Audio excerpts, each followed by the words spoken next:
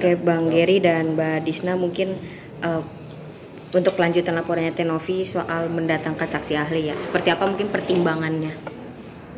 Sebenarnya kita belum sampai tahap di sana ya. Kita masih tahap menunggu panggilan, insya Allah di minggu ini keluar panggilan pelapor, baru kemudian saksi-saksi. Setelah saksi-saksi baru kemudian dilanjutkan saksi ahli.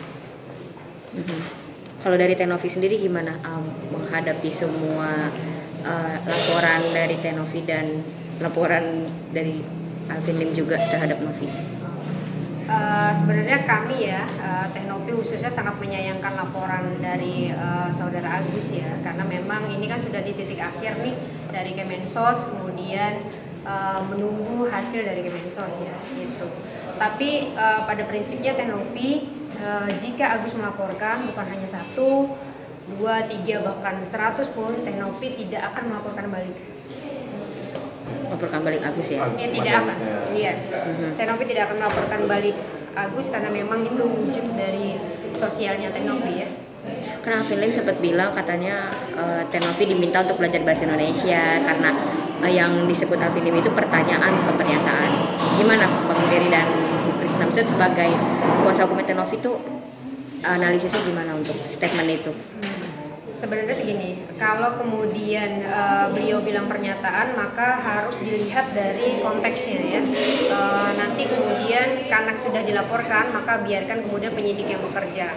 Lebih jauh memang di dalam hukum pidana itu dikenal unsur penyangkalan. Unsur penyangkalan ini yaitu siapa yang kemudian mendalilkan, maka dia yang harus membuktikan. Begitu. Jadi kalau misalkan dia menyatakan Tenovi sebagai pelacur, maka dia harus membuktikan bukti-bukti apa yang mengarah ke titik itu ya. Akan mendatangkan ahli bahasa juga kan? Iya, kami akan mendatangkan ahli bahasa dan hukum pidana. Ahli bahasa dan hukum pidana. Kalau terkait pernyataannya Alvin Lim yang mempertanyakan soal asal uang yayasan, itu kan juga masih termasuk, ini kan laporan juga ya. Tapi kan juga disebut pertanyaan bukan pernyataan. Gimana lagi? Kalau asal usul yayasan itu maksudnya di laporan atau di YouTube-nya sih? Dalilnya tuh ya kan dia bilang di channel di ke media juga, tapi yang dia sebut somasi itu loh, kami akan melaporkan Novi dari mana nih asal uang yayasannya gitu. Itu konteksnya di dalam satu YouTube satu kesatuan ya, jadi dia media menanya juga. beda ke juga media, ya ke media juga. Iya iya, setahu kami itu satu kesatuan dengan dia pernyataan Tenovi apakah seorang pelacur dan apakah kemudian menjual anak-anak ODGJ, yang itu diperkuat sebenarnya dengan jawaban-jawaban YouTube-nya dia sendiri. Jadi jawaban dia itu bukan lagi bentuk pertanyaan ya, tapi sudah pernyataan. Ya, jawaban yang dimaksud itu kolom komentar. Di kolom komentar kan bisa teman-teman cek sendiri. Di situ banyak statement yang karena kan banyak netizen yang tanya.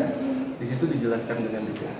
Berarti itu akan sudah di screenshot jadi bukti juga. Ya, sebagai alat bukti.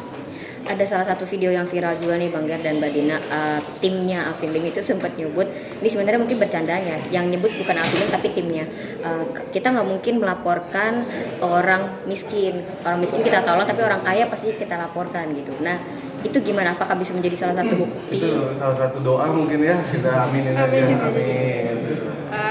Kalau sebenarnya begini, kalau misalkan di dalam hukum itu tidak ada perbedaan ya, mau orang tidak mampu, mau orang mampu, mau orang manapun, itu sama saja di hadapan hukum, jadi tidak boleh dibeda-bedakan ya. Karena ada asas equality before the law, itu semua harus sama di hadapan hukum. Kalau dari laporannya Bang Alvin Lim, kabarnya mereka juga akan menyiapkan ahli bahasa gitu untuk menjelaskan statement mereka, pihaknya Bang Alvin, dan mungkin juga mengkoreksi wawasan hukumnya Tenovi gitu dianggapnya. Gimana menurut Mbak Disna? Kami memang melihat ya, laporan itu memang bergulir di Mabes Polri. Ini yang kemudian sempat kami pertanyakan dengan lamanya laporan itu berlangsung ya, hampir sekitar 7 jam ya, dari jam 11 sampai jam 8 malam. Ini tentu di dalam itu pasti ada perdebatan, karena di Mabes Polri ada syarat-syarat khusus baik itu kemudian subjek hukum yang dilaporkan. Jika subjek hukumnya dilaporkan di luar Jakarta ya, makanya kemudian Mabes Polri menerima laporan itu. artinya dari perdebatan yang kan itu kan panjang ya, sekitar 7 jam gitu. Dari perdebatan itu yang mereka anggap laporannya diterima, menurut Mbak Disna akan seperti apa berjalannya laporan dari Bang Alvin sendiri? Kalau kami sangat yakin itu tidak akan terpenuhi ya. Yang pertama, delik subjek hukum yang kemudian dilaporkan itu tidak terpenuhi, karena di dalam video itu yang kami lihat tidak ada penyebutan nama bersangkutan ya, nama Agus. Bahkan selain nama, di sana juga tidak menyebutkan inisial sama sekali itu di sana. Indikasi yang dilaporkan adalah memakai kacamata hitam, terus kemudian memakai perban. Jangan kemudian orang yang memakai kacamata hitam itu diidentikan dengan kebutaan gitu. Itu yang kemudian keliru. Menurut kami perlu tafsiran yang panjang bagi penyidik untuk menetapkan ini. Apa? Benar ya? Apa? Tadi pertanyaan. Ya. Coba, kok kembali. Tadi udah ya, maksudnya udah dijelasin yang 7 jam itu. Nggak memenuhi unsur ya. Artinya kalau dari menurut Mbak Disna dan Bang Geri, kalau dipanggil gitu siap untuk hadir. Siap sebagai warga negara yang baik, kami siap untuk dipanggil ya. Kalau dari Tenovi sendiri gimana? Tenovi posisinya sebenarnya hatinya hancur ya, karena memang ini sudah menyangkut harkat martabat perempuan dan juga mengenai anaknya ya. Jadi anaknya itu ditanya-tanya oleh temannya. Memang anaknya Tenovi tidak menggunakan gadget, tapi temannya yang kemudian juga mungkin dari percakapan apa segala macam itu yang kemudian bertanya. Ya mungkin itu sekedar tambahan juga. Mas AS ini kan membuat laporan lagi kepada Tenovi yang sebetulnya kita lihat ini sebenarnya mencederai apa yang memang diinisiasi oleh Kemensos sebelumnya ya, kalau nggak salah gitu kan, walaupun kita memang belum dipanggil sih, tapi di situ yang kita pahami adalah pihak Bang Densu dan pihak Bang Farhad di situ berdamai, pihak Bang Farhad dan kawan-kawan dan Bang Densu dan kawan-kawan gitu kan, kita sudah sangat clear diinformasikan oleh Bang Densu untuk tidak melakukan apapun itu gitu kan, untuk apalagi laporan gitu kan. Nah, kita nggak tahu dari Bang Farhad apakah menyampaikan itu atau seperti apa atau Mas AS itu. Jadi kita sangat menyayangkan bahwa sudah turun Kementerian Sosial tapi tidak ada hal yang dia petik dari pertemuan dengan Menteri Sosial. Itu sangat disayangkan sekali. Ini seolah-olah ada yang menunggangi, menyuruh AS untuk laporkan. Iya, Garis sebenarnya seperti apa sih? bisa kita lihat dari beberapa potongan video ya. Di antaranya saudara AS ini kemudian menarik diri gitu ke dalam lagi ketika dia keluar pintu bareskrim ya. Yang kedua kemudian saudara AS ini sama sekali tidak mengeluarkan statement apapun di dalam laporan ini. Jadi ini indikasi bahwa memang kemungkinan besar ada bisikan-bisikan lain ya yang kemudian memaksa saudara AS untuk berada di bareskrim. Sampai dia datang, dia bela-belain, satu pakai kursi roda, satu jalan seperti biasa, dan 7 jam membuat laporan. Merasa kasihan gak sih Kak, yang harusnya fokus pada perawatan Agus, pengobatan Agus, malah sibuk mundar-mandir kantor polisi gitu. Itulah segala daya upaya dari yayasan pun juga udah mensurati kan, tapi memang tidak ada goodwill menurut kita ya gitu kan. Makanya dari itu kenapa kok kita yang mengajak untuk kebaikan pengobatan tidak didatangi, justru yang hal-hal seperti itu dia datangi kan, itu juga kita bertanya sih kenapa.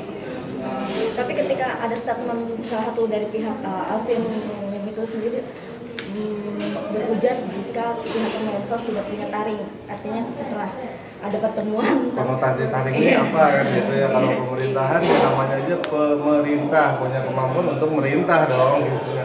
Iya, Ya, kalau itu pernyataan yang keliru ya, karena memang undang-undang PUB itu sendiri dipangku oleh Kemensos, sehingga kemudian Kemensos lah yang mempunyai kewenangan untuk menyelesaikan ini ya.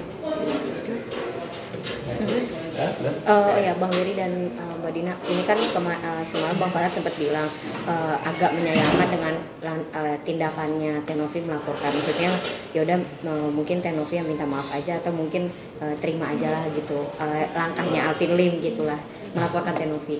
Gimana? Kalau iya beda ini beda konsep, beda ini. Hal yang berbeda antara apa yang dilaporkan oleh Tenovi terhadap saudara AL gitu, dengan permasalahan donasi AS Saudara Agus dengan yayasan gitu. Kalau apa yang dilaporkan itu adalah menyangkut harkat derajat diri pribadi dan profesi pramugari serta juga perempuan secara umumnya, sehingga kalau Teknopi tidak mengambil langkah hukum, ini akan menjadi catatan buruk sepanjang masa, sehingga memang kami berpandangan langkah hukum yang dilakukan itu adalah langkah untuk membersihkan nama baik Teknopi dan masyarakat tadi.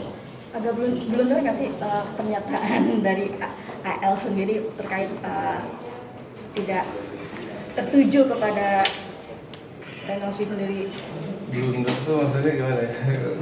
Di situ kan jelas dia menyebutkan nama dan dia menyatakan sebagai kuasa hukum AS yang sedang berhadapan dengan pihak teteh gitu kan. Itu nanti kan kita sama-sama deskripsikan aja dengan masing-masing ahli kan, ahli bahasa dari pihak terlapor maupun dari pihak pelapor. Iya, tapi itu udah konkret sih dengan kemudian YouTube-nya menjawab pertanyaan netizen ya, itu sudah konkret. Jadi tidak ada lagi dalih bahwa itu merupakan pertanyaan ya.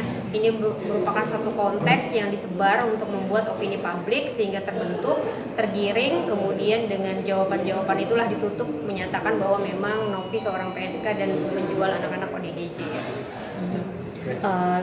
Kak Yolo sempat cerita juga soal asal-usul video itu yang dilaporkan sama Alvin Lim. Katanya itu memang sebenarnya jokes karena di acara TikTok gitu ya. Nah kalau menurut Mbak Disa sebagai kuasa hukum Teknopi gimana? Maksudnya Teknopi kan sempat ngingetin Yolo juga, ini kita akan sempat dihujat juga nih sama publik. Tapi Kak Yolo sendiri nggak merasa itu akan menyudut. Pada akhirnya berkepanjangan dan shock juga dengan laporan ini. Iya betul, apa yang dinyatakan Yolo itu satu fakta ya, fakta bahwa mereka itu dalam satu kontrak pekerjaan gitu, yang pekerjaannya tidak ada hubungannya sama sekali dengan Agus. Itu mungkin nanti ketika mereka dipanggil akan juga menjadi salah satu pembuktian mereka. Namanya orang bekerja kan mungkin ada trik ya, ada kemudian bagian-bagian yang memang untuk menarik kemudian ketika jualan para pembeli begitu ya. Itu strategi marketing ya, yang tidak ada hubungannya sebenarnya dengan AS. Thank you.